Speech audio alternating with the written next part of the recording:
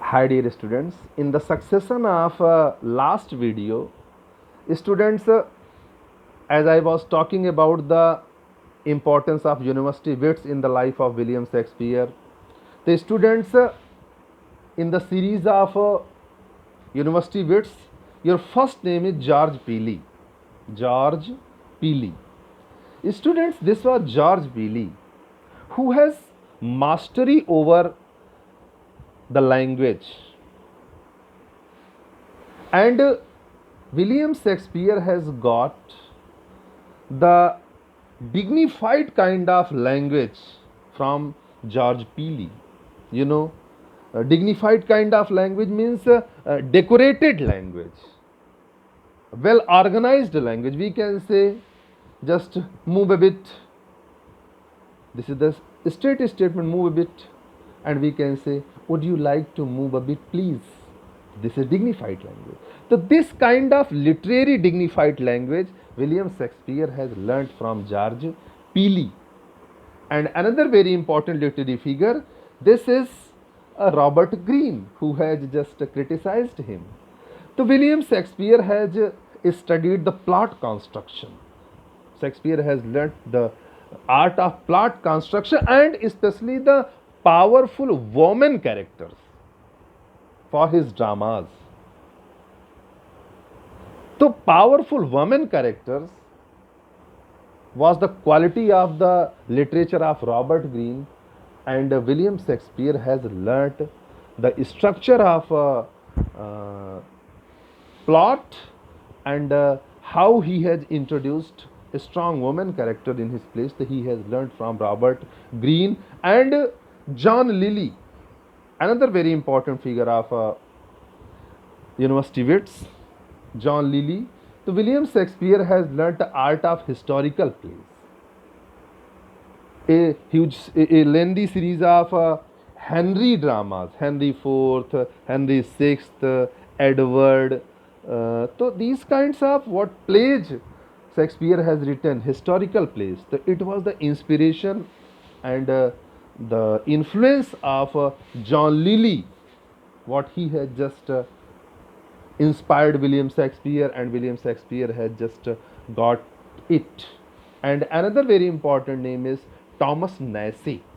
Thomas Nashe is one of most important literary figure of university wits, and William Shakespeare has just got picaresque touch, the touch of picaresque, a kind of wild loitering. In 12th night you have studied, and in as you like it, the jungle scenes, in forest scenes where hero and heroines are just loitering here and there. So this kind of touch was just learnt from Thomas Nashe.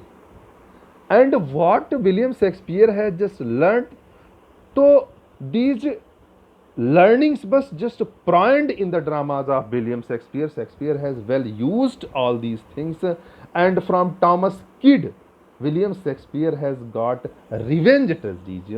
Thomas Kidd has written Spanish tragedy, very same as William Shakespeare has written Hamlet, very same. You will find great similarity in between.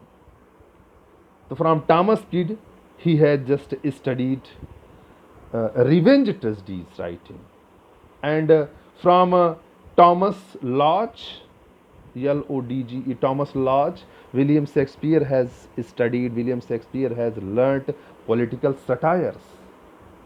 And now I want to add the name of Christopher Marlowe, the most important literary figure of university wits, one of the most important literary figure. The Shakespeare learnt everything from Christopher Marlowe, as I have made clear in earlier videos. Students, I am not just saying that everything is right what I have told you about Christopher Marlowe and William Shakespeare controversy, but this is there in the rumor. On the basis of those rumor I have just made you clear, and on the basis of some magazines what about I have told you, nothing is clear about William Shakespeare's earlier life actually. So this is the prediction and guess on the basis we have just made clear. So few says that Christopher Marlowe and William Shakespeare is the same. So we can say that everything William Shakespeare has learnt from Christopher Marlowe, especially the art of tragedies, how to just write excellent kind of tragedies. And one thing is also very remarkable, that Christopher Marlowe's creations were known for its blank verse, use of blank verse. The Shakespeare had just studied the employment of blank verse in his creations from this very man, Christopher Marlowe. So all these things I have just made you clear, dear students. Shakespeare has written 37 plays, and his plays can be divided into three parts: historical plays, you know, that Henry IV, Henry VIII, and one thing is very remarkable, that Henry VIII remained unfinished, which was just later on completed by Fletcher. So these historical plays were just written by William Shakespeare. This is the first category of his plays, and second category of his plays is his great tragedies, for what William Shakespeare is known. There is a group of literary artists who used to say that William Shakespeare is only known for his great tragedies. The students, he has just given number of great tragedies on the platform of English literature: Hamlet, Macbeth, King Lear, Othello, Julius Caesar, a series of great tragedies, Antonio and Cleopatra, a series of great tragedies we have. And sometime, one thing is very remarkable, sometime in the examination this is asked that what are the four great tragedies of William Shakespeare: the Hamlet, Macbeth, King Lear and Othello. And sometime this is asked what is the clear sequence of it. So you can just note down its clear sequence: Hamlet, Othello, King Lear and Macbeth. This is the sequence of great four tragedies of William Shakespeare. And the third category of William Shakespeare's plays is comedies and romances. And in comedies and romances, excellent kind of comedies William Shakespeare has produced. Twelfth Night, the character of Viola Sebastian, you can never, Malvolio's funny character you can never forget. Very excellent triangle love story this is. Merchant of Venice, the character of Shylock, Antonio, Bassanio and Portia, even you have studied in intermediate. So these are very, As You Like It, Tempest, so many excellent creations he has written, especially in comedies. So these are the three categories of William Shakespeare's plays. And one by one, if you are the student of English literature, you must study one by one all these great plays of William Shakespeare. And I assure you, I promise you कि I will make separate videos on every drama of William Shakespeare later. You must wait for that. And students, 37 plays, again I am just reminding you, 37 plays he has written. And his plays were just published in first folio, which was published in the first folio was just published in 1623. Yes, first folio was published in 1623, when his dramas were just published in this first folio. And the second folio was published in 1632. Yes, 1632 it was. And the third folio was published in 63. Yes, 1663. And last folio was just published in 1685. So students, here I want to make you clear that in the first folio his dramas were just published, and in second folio some errors were there, some mistakes were there. So all those mistakes were just edited, just corrected. In the third folio, a drama was left. In the third folio, one drama was added, it was Pericles. Earlier 36, now 1 Pericles. So in the third folio, it was just added there in 1663 it was, yes. It was published. and his dramas were published by actually his companions who were his theater partners, you can say. It was Henry Hemming and Condell. Henry Hemming and Condell were his companions actually, who had just published his dramas in folios. The students, this is about his dramas. Now come to his poems. So here I want to discuss about William Shakespeare sonnets. Students, so far as William Shakespeare sonnets are concerned, so let us make a brief discussion over the sonnets. Actually, sonnet means a 14-line poem. A poem of 14 lines is called a sonnet. And actually, the sonnet was just given by Italy. Sonnet is the product of Italy, and in Italy this 14 line was first produced by a name you can note down. It was Giacomo da Lentini. Giacomo, you can just note down its spelling, Giacomo, Giacomo D A, Giacomo da Lentini, Lentini. He was the producer of sonnet in Italy. Means first he has produced, first time he has introduced sonnet in Italy. But you know that he has produced a sonnet 14 line poem in Italy, but he has no role to just make it develop. For the role of a development of a sonnet in Italy, it goes to, its 100% credit goes to Petrarch. It was Petrarch who has developed this form of a poem sonnet in Italy. Petrarch, you can note down the name of Petrarch. Yes, Petrarch, who has just developed sonnet in Italy. And there was a structure. He has given a special kind of structure. He has divided sonnet into two parts. The first 8 lines are called octave, and the remaining 6 lines are called sestet. You can note down the first 8 lines are called octave, and the last 6 lines are called sestet. Students, very remarkable thing that a sonnet is always written in questioning and answering form. Means in first part, in octave part, question is made, conditions are just presented, the matter is being just explored there, just describes there, and in the 6th line its answer is given, its conclusion is given. This was the form of sonnet earlier when Petrarch has produced, and its rhyme scheme was ABBA ABBA CDE CDE.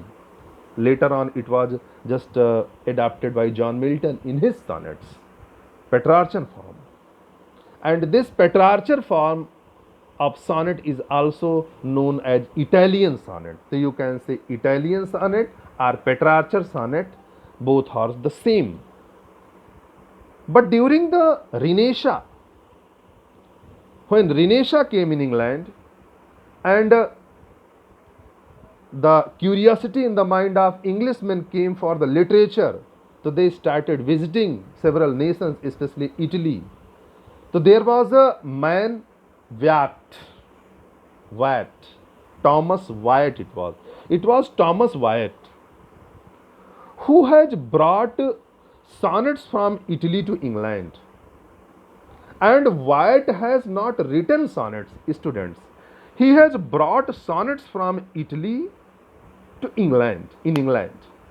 And he has translated sonnets, Italian sonnets, in English. Students. And he has just adapted the same form, octave and sestet. But after that, a great companion, he was the companion of Thomas Wyatt. His name was Surrey, Earl of Surrey. You have heard the name of Earl of Surrey. He has developed English sonnet in England.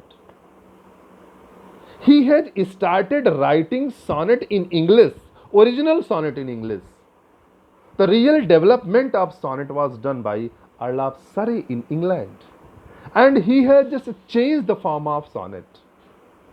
Means 14 line format was there, but its structure he has changed. What structure he has adapted? The students, he has just divided the sonnets in four quatrains. Couplet means 2 line, triplet means 3 line, and quatrain means 4 line. So the first 12 line has been divided into 3 quatrain, 4 plus 4 plus 4. And in the last 13 and 14th line are the couplet, means 3 quatrain and 1 couplet. And he has also changed the rhyme scheme. A B A B C D C D E F E F G G. A B A B C D C D E F E F G G. Later on it was adapted by William Shakespeare in his sonnets. So he has given this form. And later on, this form was well developed by William Shakespeare in English. And the development, what in the field of sonnet came, its credit goes to William Shakespeare. That's why English sonnets are also known as Shakespearean sonnet, students. And Shakespeare has just made a bit change, that he has started describing his matter in earlier 3 quatrains, means in 12 lines. William Shakespeare used to question and describes the matter, and he starts concluding the above 12 line in his couplets last 2 lines. This is the structure of William Shakespeare's sonnet. Students, what sonnet William Shakespeare has written? He has written 154 sonnets. How many sonnets? You can note down 154 sonnets. Now the first 126 sonnets were dedicated to his so-called beloved dark lady. Actually, there is no clear concept about dark lady. Who was dark lady? Nothing is about. Few critics, few literary artists just guess that it was Mary Fitton.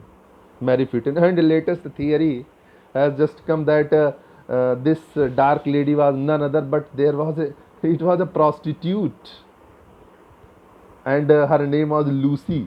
But I am just forbidding you that if about dark lady this is asked, don't write that she was a prostitute Lucy, because on the basis of latest studies I am just telling you. You can say that dark lady was Mary Fitton. Actually, Mary Fitton, dark lady was Mary Fitton, and he has dedicated earlier 126 sonnet to her, and after that 26 sonnet he has dedicated to his friend W.H. And students, there is no clarity about who is W.H. also. Few says that it is William Herbert, and few says that this is Earl of Pembroke, Earl of Southampton. The only guess is there, not exactly. Shakespeare has not written anywhere that who was dark lady and who was W.H. During his theatre days, actually, William Shakespeare had a great love for dark lady, this is said, and W.H. has eloped with her. She eloped with W.H. So Shakespeare became very much depressed, and that's why he had just described about his friend W.H. and dark lady in his sonnets, but he has never described their real name. You can say that जिस दिल में बसा था प्यार तेरा उस दिल को कभी का तोड़ दिया, बदनाम न होने देंगे उसे तेरा नाम ही लेना छोड़ दिया. So you can say that Shakespeare didn't let her beloved or his friend just mm, means come to know in the society as a bad name. He didn't let it. That's why he has never described his name, but he has dedicated. And later two means 126 plus 26 and last two. 126 plus 26 means 152, and two sonnets. Actually, two sonnets were secretly and separately published in a special magazine. It was Passionate Pilgrim. There was a collection, there was a magazine, Passionate Pilgrim. You can note down its name. And in Passionate Pilgrim, these two sonnets were just published. Its name you can note down. कि when my love swears, when my love swears, first sonnet, when my love swears, and another, two loves I have of comfort. The second sonnet, two love I have of comfort. So here again makes a controversy. Two love means in Shakespeare's life two women were there. It also create a kind of just a controversy. What I have just told you about Anne Hathaway and Dark Lady. So there were two women were earlier there who has given Shakespeare comfort. So these are the two sonnets who were just separately published, and this was published. These two sonnets were published by William Jaggard. William Jaggard, Jaggerd. William Jaggard. He has published in a Passionate Pilgrim these two sonnets separately. So these are the 154 sonnets what Shakespeare has just got published by others. And students, one very remarkable thing I want to just tell you, that this was William Shakespeare who has described the beauty of his friend W.H. Few says that Shakespeare this is ironical and just on account of a joke that Shakespeare was a gay because he has a strong feeling for men.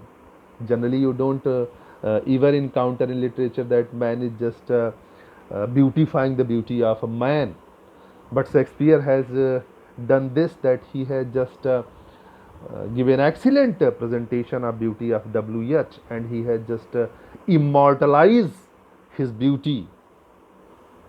So you have just studied so many sonnets written by William Shakespeare dedicated to his friend W.H. All these things I have just made you clear, dear students.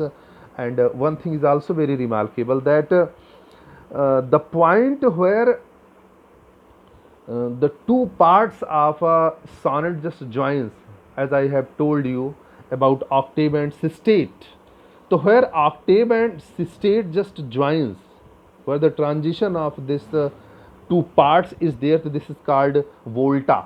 Volta means just jointing points.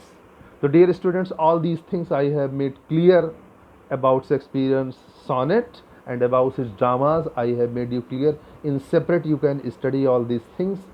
So now I am going to just deal with Shakespearean tragedy. What is the concept of Shakespearean tragedy? The students, Shakespearean tragedies are the masterpieces of English literature, and these are the ideals. But one thing is remarkable here, that William Shakespeare has never followed the classical concept what Aristotle has given about tragedy. As you have studied about Aristotle's concept of tragedy, tragedy is an imitation of an action which is serious and complete, which arouses in us the feeling of pity and fear, with the necessary catharsis of these emotions. So all these things, what concept Aristotle has given, so Shakespeare has not followed. What the concept of three unities Aristotle has produced, so William Shakespeare has not accepted, students. So I think this video is also going too long. So wait for the next video. In the next video I will describe the salient feature, what are the features, what are the characteristics of William Shakespeare's tragedy. I think you must wait I'm just going to make another video on William Shakespeare's tragedies, and especially what kind of qualities, what kind of features Shakespeare has just given there in his tragedies. Thank you very much, dear students.